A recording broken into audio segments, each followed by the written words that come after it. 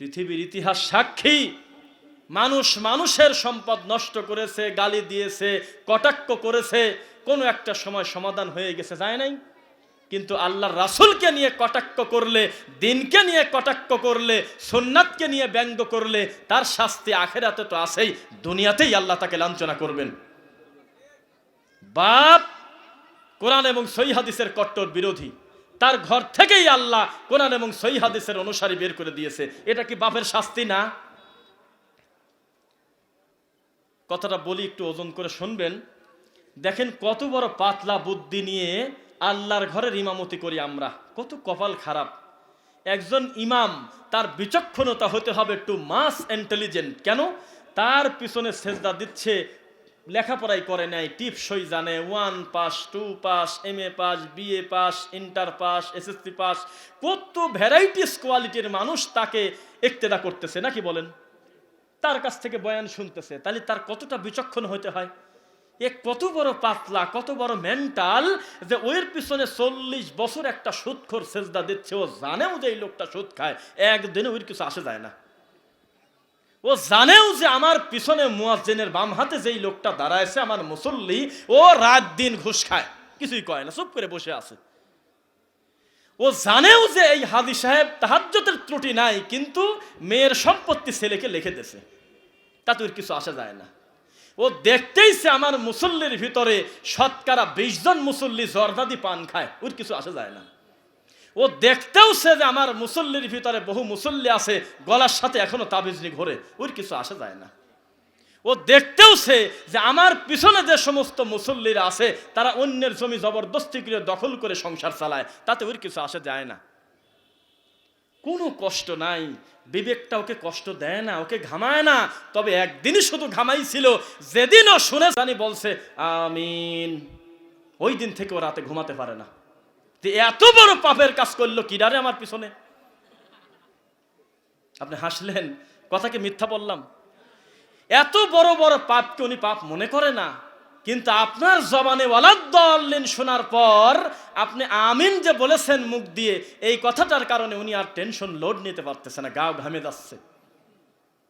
কথা কি বুঝতেছেন নাকি? তাহলে এটাই কি একজন আলেমের, একজন ইমানদারের, একজন আল্লাহর ঘরের দায়িত্বশীলের এইটুক বিচক্ষণতা থাকার দরকার ছিল? একজন ইমাম যদি পরিবর্তন হয়ে সত্য স্বীকার করে, এই প্রভাবটা গোটা গ্রামের উপরে পড়ার কথা না? আর একটা ইমাম যদি বিদাতি হয়, শিরিক প্রচারকারী হয়, তাহলে গোটা গ্রামের উপরে তার প্রভাব পড়ে না? কে শোনে কার কথা? তাদের কাছে সবচেয়ে বড় বোঝা যে আমার পিছনে সুন্নাতের উপরে আমল করল কোন লোকটা, তাকে ধরো। এর চেয়ে বড় কষ্ট আর হতে পারে না। আল্লাহর ঘর থেকে যাদেরকে আজকে বের করে দেওয়া হয়, বান্দার হক নষ্ট করার জন্য নয়, রাত দিন মদ গাজার মতো জর্দা খাওয়ার কারণে নয়। আরেকটা কথা বলি, আমার পাশের লোকটা, আমি মনে করেন যে আমিন কোনোদিন বলি না, কিন্তু আমার পাশের লোকটা আমিন বলছে। এই লোকটা আমার বেশি ক্ষতি করলো, নাকি আমার পাশের লোকটা জর্দাদি পান খাওয়ার কারণে পায়খানার চাইতে খারাপ গন্ধ এসে আমার নাকে লাগতেছে, সেজদায় যায়, ক্ষতি কোনটা বেশি?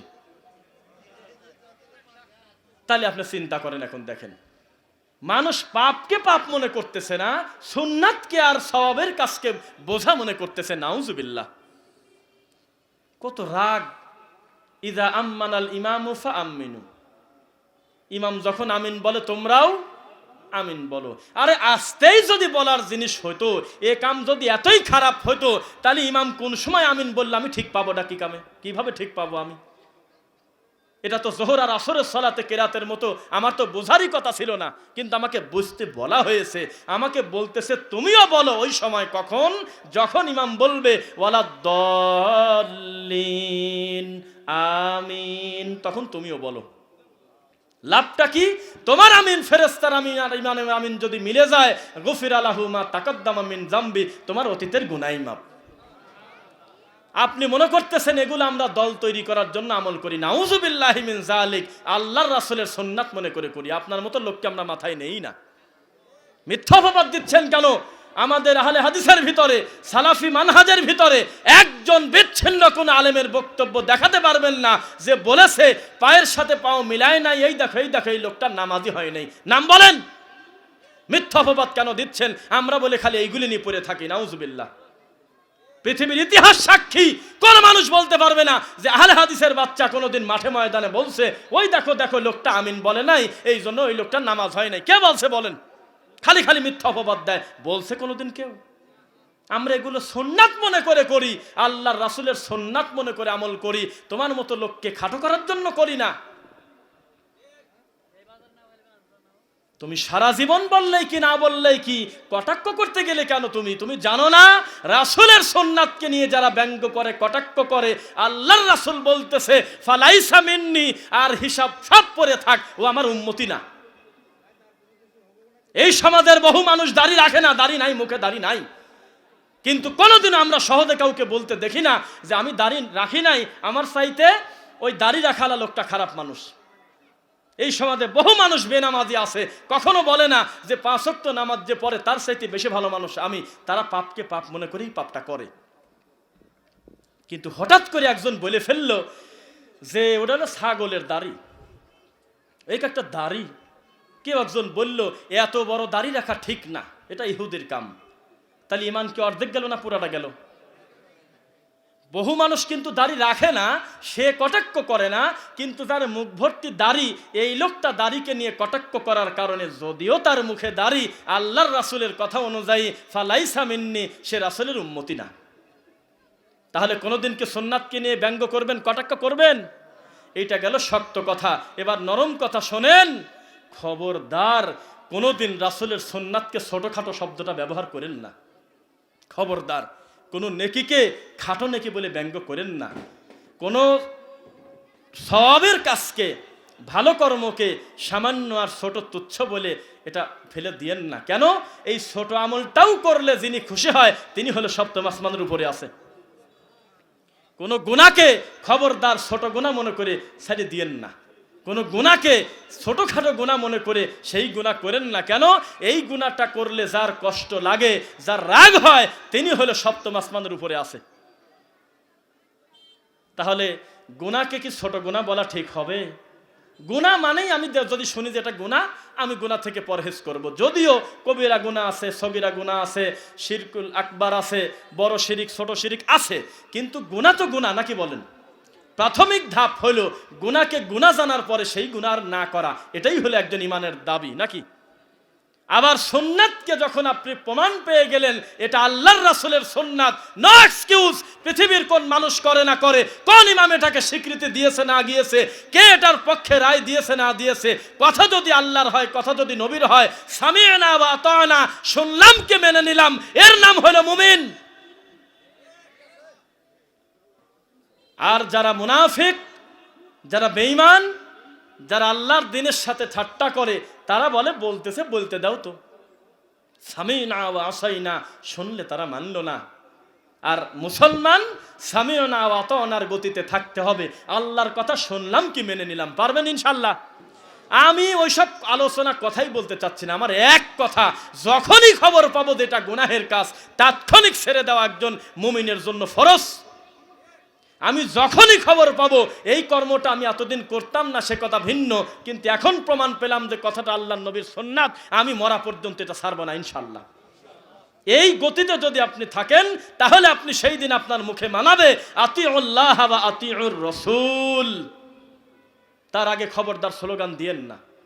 তার আগে খবরদার নিজে কলার থাপড়ায়, বুক থাপড়ায় বলেন না যে নবীর উম্মত হয়েছি, আশেকে রাসূল হয়েছি, এমন কথা বলেন না।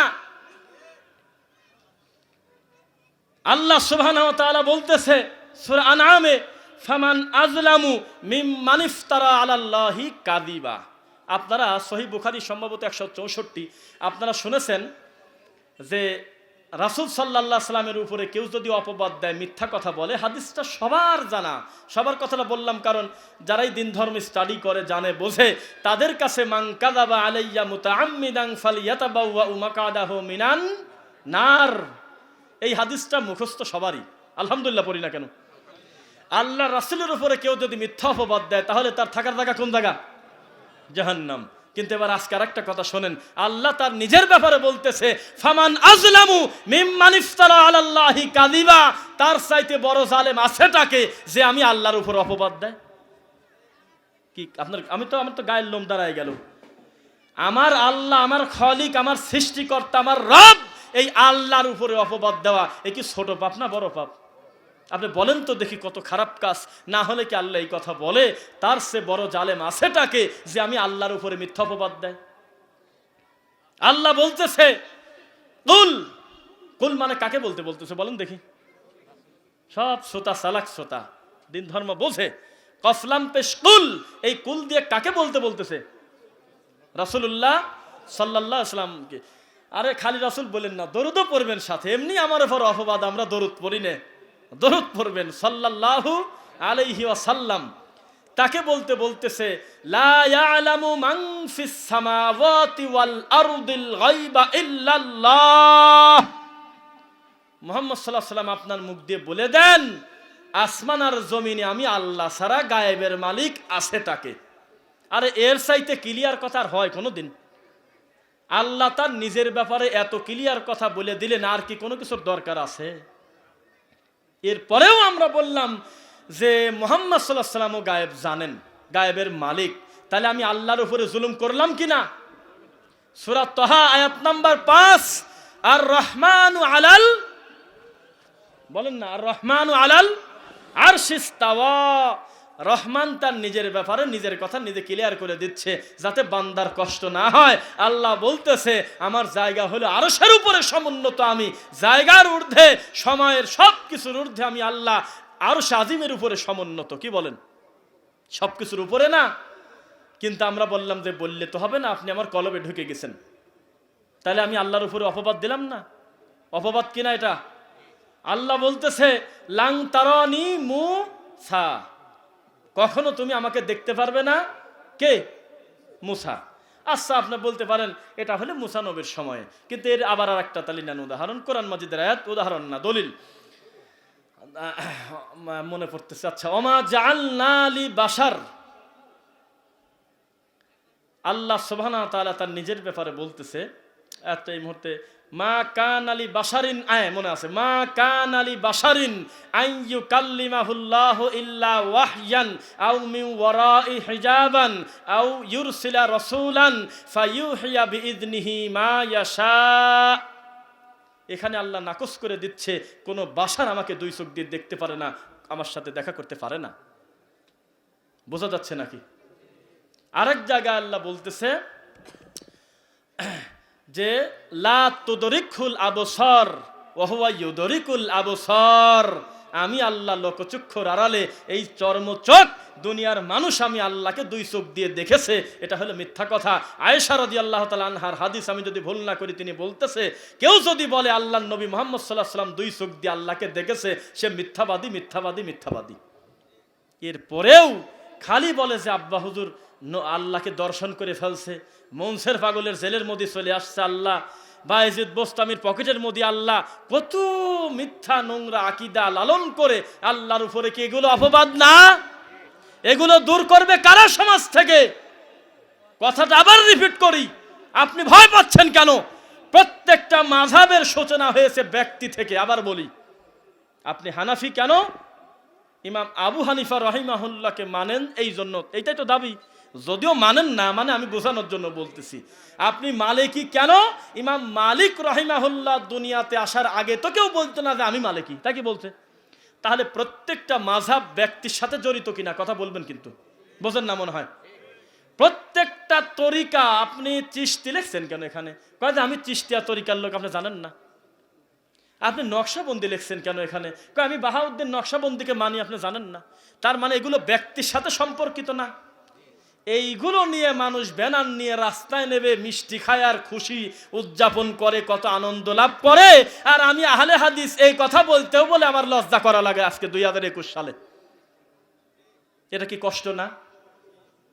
না রাগ করতেছেন আপনারা? মানে যাদের সম্পর্ক ব্যক্তি থেকে শুরু হলো, তারা নিজেদেরকে বুক থাপড়ায় থাপড়ায় বলে বেটা আমি মালিকি, বেটা বেটা আমি নকশাবন্দি, আমি মুজাদ্দিদি, আমি চিশতি। কত তৃপ্তি লাভ করে তারা নিজেদের নাম নিয়ে, দল নিয়ে। আর হতভাগা মুসলিম কোরআন এবং সহিহ হাদিস মানার পরে আহলে হাদিস বললে বলে লজ্জা করে, যায় চলে যায়। এটা কথা?